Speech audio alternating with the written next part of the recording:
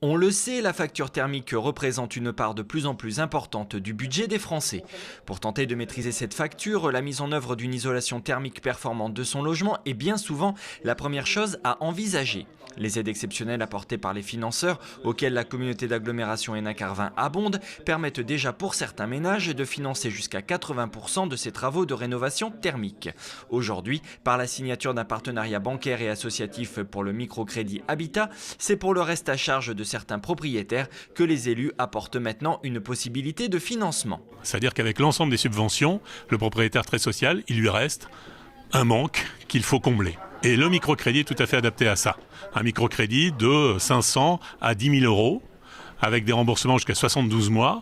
Et ça va permettre en fin de compte la réalisation de l'ensemble des travaux. Ce reste à charge pour certains propriétaires est parfois encore un frein à la réalisation des travaux dans leur logement. Cette signature est donc une nouvelle mesure incitative en direction des ménages les plus modestes. Il y a une forme de précarité qui exclut certains de nos habitants et qui ne leur permet pas de concrétiser des projets parce que finalement il manque toujours les quelques euros, les quelques centaines d'euros, les quelques milliers d'euros pour concrétiser un projet. Aujourd'hui c'est un projet de réhabilitation et on va être ce fameux chaînon manquant qui va contribuer justement à permettre à tout ce public finalement de résider dans une maison améliorée, notamment au niveau de l'énergie. La Banque Postale, la Caisse d'épargne, l'association Famille Rurale Orgeco et l'opérateur Citémétrie ont donc signé avec les élus de la CAC ce partenariat. Concrètement, à l'occasion de visites chez l'habitant qui souhaite réaliser la rénovation énergétique de son logement, l'opérateur Citémétrie, dans le cadre de ce dispositif,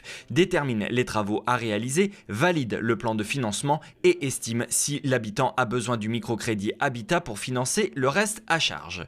Et dorénavant, il pourra l'orienter vers la Banque Postale ou l'association Parcours Confiance créée par la Caisse d'épargne. On a bien compris qu'il y a plus de 80% parfois de subventions.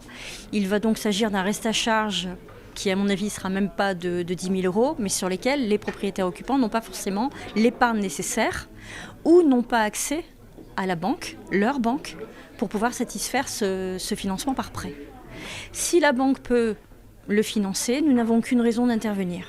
Si elle ne peut pas le financer, eh bien, charge à nous de regarder le projet et de déterminer ensemble si, à l'issue de cette analyse, le reste à vivre de ces personnes reste cohérent. À noter que l'association Famille Rurale Orgeco, également signataire de cette convention, organise des permanences à la CAC afin d'orienter, conseiller et assister le public dans ses démarches liées à l'accession au microcrédit.